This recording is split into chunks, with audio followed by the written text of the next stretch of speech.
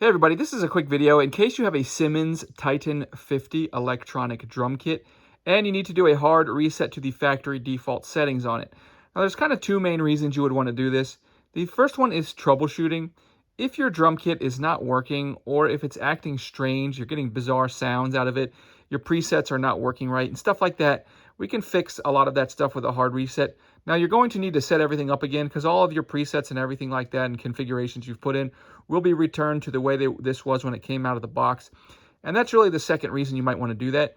If you just want to, for whatever reason, if you're selling this or buying a used one or whatever reason, you want to just get this to the way it was when it was new, we can go ahead and do this quite simply. We're just going to come over to the little control panel here and we're going to go ahead and turn it off using the power button.